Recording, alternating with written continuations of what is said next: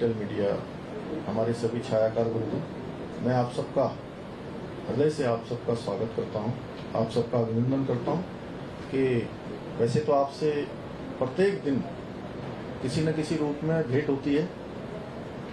कोई दिन ऐसा नहीं होता है और बहुत बार बाइट का भी नहीं होता है, तब भी आप लोग बाइट करवा लेते हो और सहजता से आप सबसे भेंट होती है। लेकिन आज ये विशेष अवसर है। मैं मनबीर जी का धन्यवाद करता हूँ, इन्होंने यहाँ पर आप सबका यहाँ संयोजन किया है। अध्यक्ष जी का धन्यवाद, कुलदीप जी हमारे पूरे कार्यालय को यहाँ पर सब देखते हैं, और श्री खिलेंद्र चौधरी जी। आज हम राजनीति के उस ऐतिहासिक कालखंड के एक महत्वपूर्ण पड़ाव के पूर्ण होने के अवसर पर यहाँ पर उपस्थित हुए हैं, जिसमें आदरणीय प्रधानमंत्री जी के नेतृत्व में आज भारत दुनिया की एक बहुत बड़ी वैश्विक शक्ति बना है। सक्षम, समृद्ध और आत्मनिर्भर राष्ट्र के रूप में स्थापित हुआ है। आज पूरी दुनिया भारत को आशा भरी निगाहों से देख रही है और पूरी दुनिया का केंद्र बिंदु आज भारत बन गया है। और ये 11 वर्षों का कालखंड आदरणीय प्रधानमंत्री मोदी जी के नेतृत्व में जो चला है, इसको स्वर्ण अक्षरों से अंकित किया जाएगा। इस कालखंड में विकसित भारत और आत्मनिर्भर भारत के संकल्पों को सिद्धि तक पहुंचाने के लिए अनेक महत्वपूर्ण प्रयास हुए हैं। प्रधानमंत्री जी ने और उनकी सरकार ने रात दिन लगातार इसके लिए प्रयास किया है, और ये यात्रा 2014 से आदरणीय प्रधानमंत्री श्री नरेंद्र मोदी जी के नेतृत्व में भारत की जनमानस की आशाओं, आकांक्षाओं को धरातल पर उतारने की यात्रा रही है। देश की आजादी के बाद देश का जनमानस जो सरकारों से उम्मीद करता था, अपेक्षाएं रखता था, आशा रखता था, उसको धरातल पर उतारने का काम प्रधानमंत्री मोदी जी के नेतृत्व में हुआ, और उन्होंने सबका साथ, सबका विकास, सबका विश्वास, सबका प्रयास के मूल मंत्र के साथ हमेशा राष्ट्र प्रथम की भावना को आत्मसात करते हुए राष्ट्र के नवनिर्माण के अनेक मार्ग बढ़ाए हैं, अनेक मार्ग प्रशस्त किए हैं। और प्रधानमंत्री जी के नेतृत्व में ये कालखंड न केवल भारत के उज्जवल भविष्य की मजबूत रीढ़ रखने वाला है, बल्कि हमारी समृद्ध सांस्कृतिक विरासत के संरक्षण और संवर्धन के लिए भी बहुत महत्वपूर्ण रहा है। और इन 11 वर्षों की इस गौरवशाली यात्रा को कुछ बातों में, कुछ पन्नों में समेटना आसान नहीं है, लेकिन मैं आपको फिर भी आज के इस महत्वपूर्ण अवसर पर, जहां औपचारिक रूप से आज सब लोग आप लोग उपस्थित हैं, कुछ महत्वपूर्ण तथ्यों से भी अवगत कराना चाहता हूं कि मोदी सरकार ने देश की राजनीति में पॉलिटिक्स ऑफ परफॉर्मेंस की एक नई परिभाषा, एक नई कार्य संस्कृति स्थापित की है। आदरणीय प्रधानमंत्री मोदी जी के नेतृत्व में अब सरकार का अर्थ बदल गया है।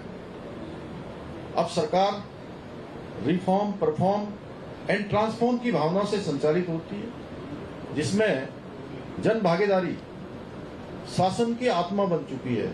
2014 से पहले का भारत हम सबके स्मरण में होगा, जो बहुत छोटे होंगे आप में से, जिनकी आयु 10 साल के आसपास की होगी। तो 2014 में जो 10 साल के होंगे, अब वो कितने के हो गए? 25 के। तो 10 साल के बालक को बहुत सारी जानकारियां नहीं होती है, तो इसलिए तो हाँ, तो इसमें से बहुत सारे ऐसे भी होंगे हमारे नवयुवक जिन्होंने पहले की सरकारों का बहुत अच्छे प्रकार से विश्लेषण नहीं किया होगा। तो मैं आपके सामने इसलिए रख रहा हूं, ये बड़ा महत्वपूर्ण तथ्य है कि उन सालों में क्या होता था। 2014 से पहले घपलों की सरकार, घोटालों की सरकार, भ्रष्टाचार की सरकार, तुष्टिकरण की बातें सामने आती थी। लेकिन अब ये परिभाषा भी बदल गई है। अब विकास है, इनोवेशन, नवाचार है और आविष्कार, इस प्रकार की बातें आज हो रही हैं। पहले सरकारी योजनाओं की जो बात होती थी तो बिचौलिए बीच में आ जाते थे, पैसे खा जाते थे, और अब डायरेक्ट बेनिफिट के माध्यम से सीधे अगर 1 रुपया दिल्ली से भेजा जाता है तो सीधे बेनिफिशियरी के अकाउंट में पूरा का पूरा 1 रुपया पहुंचता है।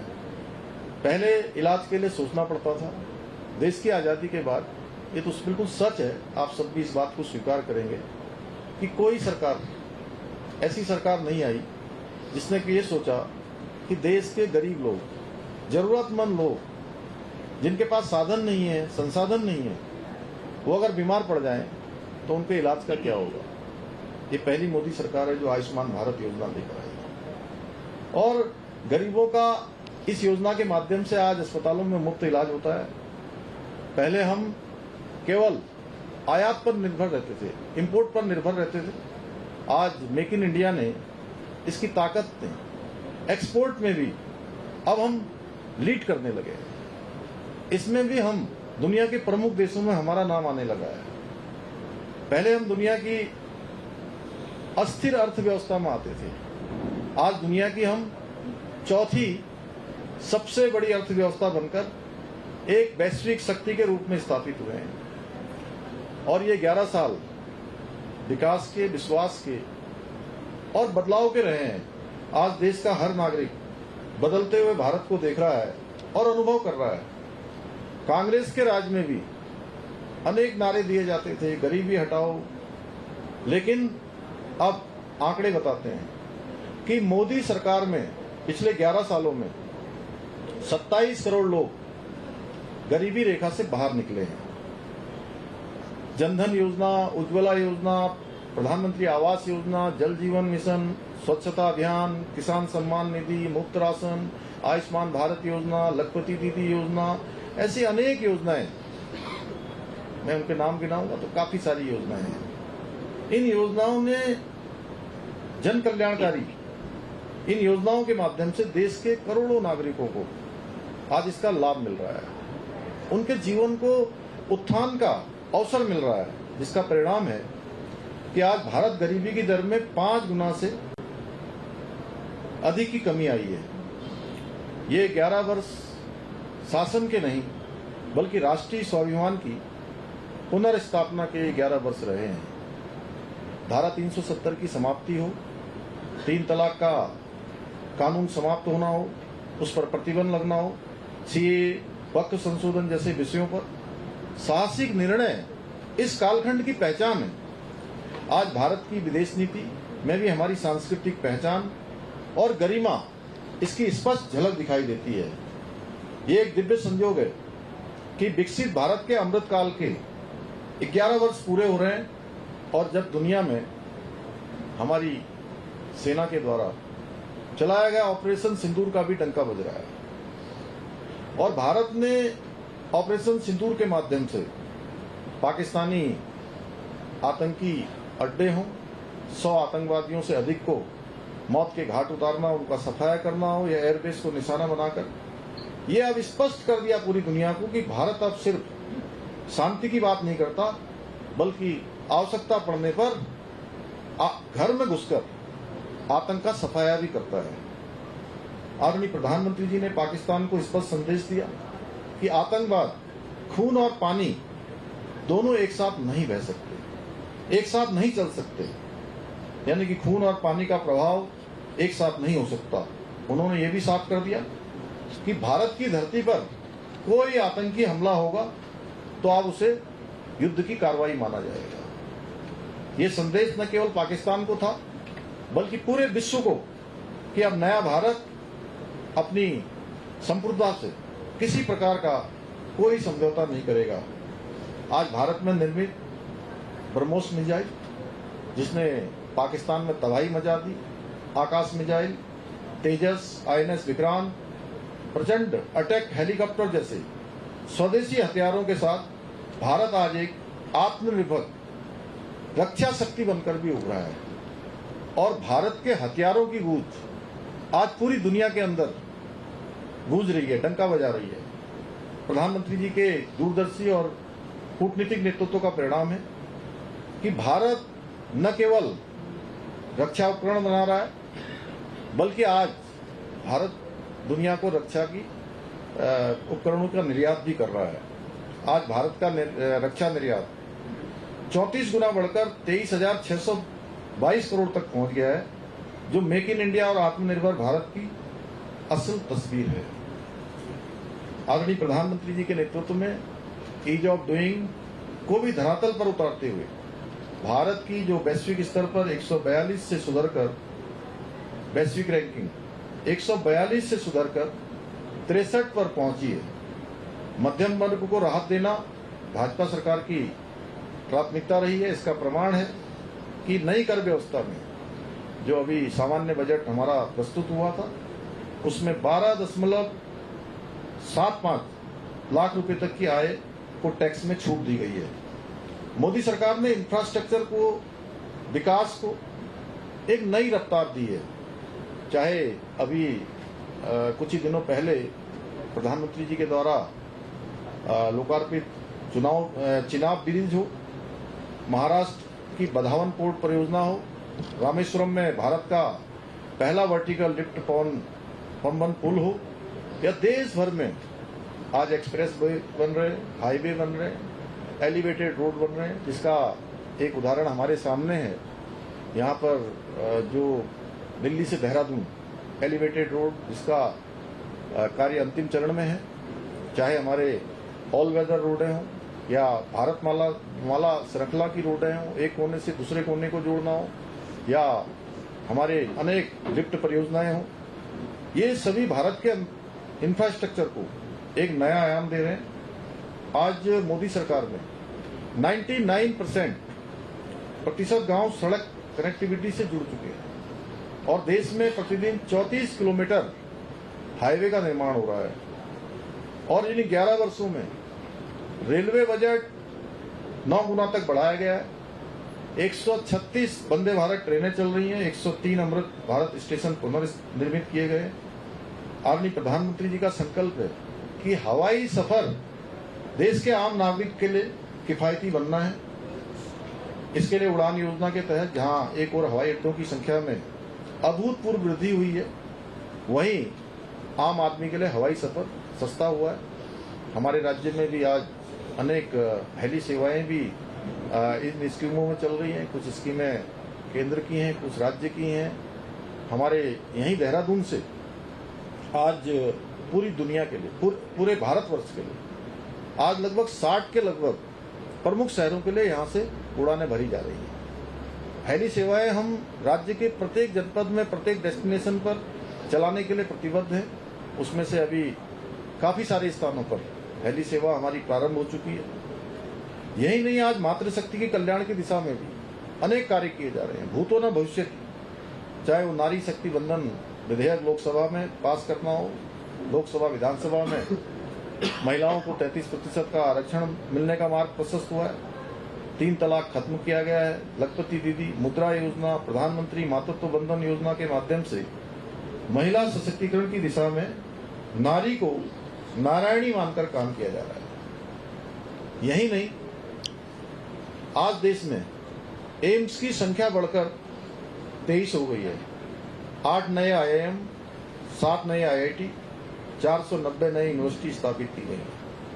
युवाओं में कौशल विकास के लिए प्रधानमंत्री कौशल विकास योजना के तहत 16 करोड़ युवाओं को ट्रेनिंग मिली है।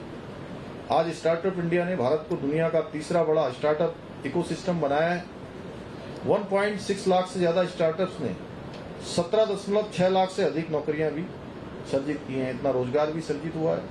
आज भारत में विकास के इतने कार्य किए जा रहे हैं कि मैं यहाँ पर गिनाने लगूं तो सच में सुबह से शाम हो जाएगी और उपलब्धियां समाप्त नहीं होंगी। मुझे पूरा विश्वास है कि आदरणीय प्रधानमंत्री जी के इस कार्यकाल में भारत न केवल विश्व की तीसरी सबसे बड़ी अर्थव्यवस्था बनने का हमको गौरव प्राप्त होगा, बल्कि एक आत्मनिर्भर महाशक्ति के रूप में भी वैश्विक पटल पर भी स्थापित होगा। मित्रों, अब वो दिन दूर नहीं जब अपने जीवन काल में, हम सभी अपने जीवन काल में भारत को एक विकसित भारत के रूप में देखेंगे।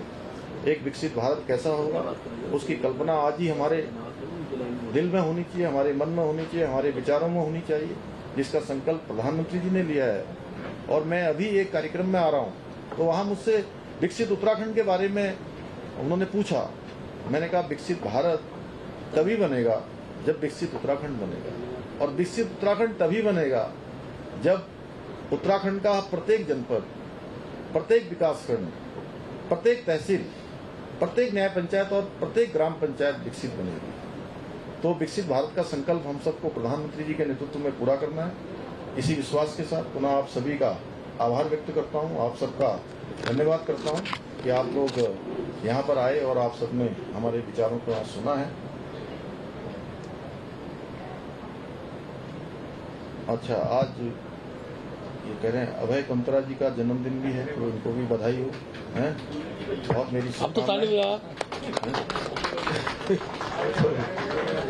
तो सबका बहुत बहुत धन्यवाद। और मैंने जो है, और कोई अगर कुछ पूछना चाहते हैं आप सभी से अगर किसी ने कोई एक करके क्वेश्चन पूछेंगे। हाँ, लेकिन इसी से संबंधित पूछना है। रामानुज जी, अन्य विषय पर मत जाना। आज कोई है ना, वो बाद में, वो बाद में मनीष। सीएम साहब, चूंकि जो केंद्र सरकार की योजनाएं थी वो तो है ही है, लेकिन विपक्ष की एक चिंता भी है कि प्रदेश में बड़ी योजनाएं कौन कौन सी है, वो विपक्ष इसको जानना चाह रहा है। तो प्रदेश में किस तरह का विकास हुआ है? प्रदेश में देखिए, एक के बाद एक योजनाएं, सब योजनाएं हमारी जगह डबल इंजन है, और डबल इंजन को सेपरेट नहीं किया जा सकता। रामानुज भाई, पहली बात, डबल इंजन जनता ने चुना है, डबल इंजन को यहाँ के लोगों ने अपना आशीर्वाद दिया है, तो दोनों सरकारें मिलकर अनेक योजनाएं कर रही हैं। अगर मैं योजनाएं गिनाने लगूंगा तो बहुत सारी हैं। जैसे देहरादून में ही हम अभी ऑल वेदर रोडों का साथ साथ यहाँ पर एलिवेटेड के साथ साथ इस्पना बिंदाल इसकी कार्य योजना पर काम कर रहे हैं। हम ऋषिकेश, हरिद्वार, शारदा रिवर फ्रंट पर काम कर रहे हैं। हरिपुर कालसी में हम अनेक धार्मिक स्थल हम जो है स्थापित कर रहे हैं। हमारे जो यमुनोत्री क्षेत्र में है वहाँ के मास्टर प्लान पर काम कर रहे हैं। अनेक धार्मिक स्थल हमारे, चाहे वो केदारखंड में हो, चाहे हमारे जो है मानस खंड में हो, उनको आगे बढ़ा रहे हैं। शारदा घाट बना रहे हैं, शारदा रिवर फ्रंट हम बना रहे हैं। अनेक योजनाएं हमने अभी इसमें इन्वेस्टर समिट हमने आयोजित किया था, जिसमें हमारा 90,000 करोड़ की ग्राउंडिंग पर हमारा काम हो रहा है। अनेक हमने नए नए यहाँ कानून बनाए हैं, एक के बाद एक कानून बनाए। समान नागरिक संहिता का कानून हमने बनाकर देश में पहला राज्य होने का गौरव हमको प्राप्त हुआ है। नकल का कानून हमने यहाँ बनाया है, जो लागू होने के बाद 23,000 नौकरियां बिना किसी नकल के संचालित हुई। आप सब भी अगर अपने दिल पर हाथ रखकर देखेंगे बिना किसी उसके, तो आपको लगेगा कि ये कितना पुनीत काम हुआ है। कि उन माता पिता से पूछिए जिनके बेटे और बेटियां गरीबी की हालत में परीक्षाओं में भाग लेती थी, फॉर्म भरने के पैसे तक उनके पास नहीं होते थे, वो किस प्रकार से अपने बच्चों को पढ़ाई करवाते थे, कैसे देहरादून में रखते थे, कैसे अन्य शहरों में रखते थे। लेकिन जब परीक्षा का रिजल्ट आता था तो उनका चयन नहीं होता था, नकल माफिया हावी होते थे। ऐसे और भी अनेक काम हमने राज्य में यहाँ पर मिशन एप्पल शुरू किया है, मिशन कीवी शुरू किया है। हॉर्टिकल्चर में हम जो है पॉली हाउस बनाने की योजना लेकर आए हैं। मैं योजनाओं गिनाऊंगा तो अनेक योजनाएं हैं भाई, और बड़ी बड़ी योजनाएं हमारी डबल इंजन की सरकार में जो चल रही है। ऋषिकेश कर्णप्रयाग रेल योजना है, और इसके साथ 4 धाम ऑल वेदर रोड है, जो 12,000 करोड़ से अधिक की परियोजना पर काम हो रहा है। दिल्ली देहरादून हमारा जो एलिवेटेड सड़क है उसका काम चल रहा है। नेशनल ग्रीन कॉरिडोर टनकपुर से लिटुलोक नेशनल हाईवे है। हमारा यहीं देहरादून का एयरपोर्ट इतना विस्तार रूप लिया है कि आज पूरे भारतवर्ष के लिए और आने वाले समय में हम उसको पूरे दुनिया के लिए जो है कि अंतर्राष्ट्रीय हवाई अड्डा बने, उस पर हम काम कर रहे हैं।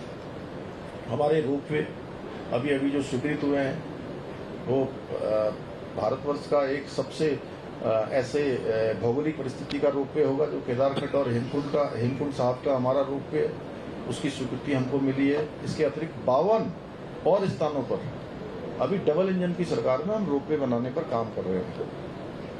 अब आप कहेंगे 5 गिनाओ, 2 गिनाओ, 4 गिनाओ, मैं आपको 200 गिना दूंगा।